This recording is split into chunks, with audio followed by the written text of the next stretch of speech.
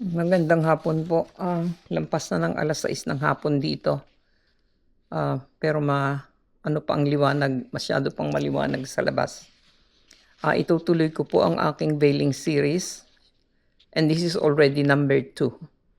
Ang pamagat po nito is I Lost My Veil o Nawala ang Aking Belo. Sinabi ko sa inyo noong unang veiling series, shorts number 1, titled Why I Wear a Veil at Mass, na nawala ko ang aking kaisa-isang belo. Ito ang istorya.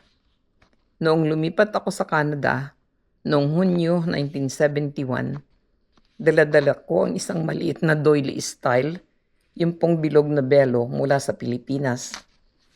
Unfortunately, after a few years sa Canada, nawala ko ang aking maliit na belo. Siguro sa Orillia ko yun nawala. Lumipat ako sa Orillia, Ontario mula sa Toronto after 6 months kasi doon ako nakakuha ng trabaho sa aking linya na laboratory medical technologist. Siguro, mahigit ding 10 taon na hindi ako nagbelo mula nang mawala ko yon.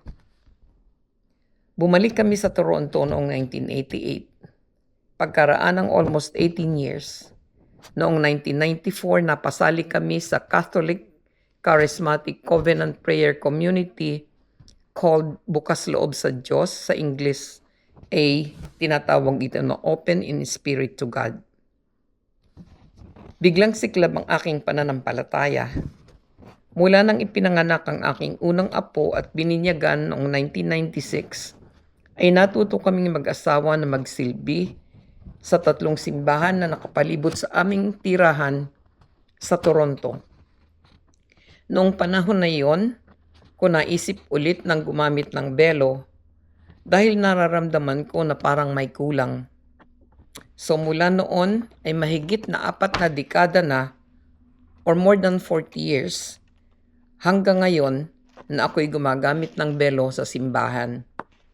Dahil nga nawala ko sa Orillia yung belo ko, di wala akong belo nung maramdaman ko ang deep desire ko to wear one again.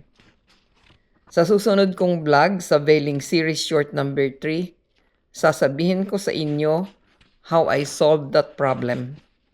Maraming salamat sa panonood. Huwag kalimutang mag-subscribe, mag-like, mag-share, i-hype ang video at mag-iwan ng inyong komento.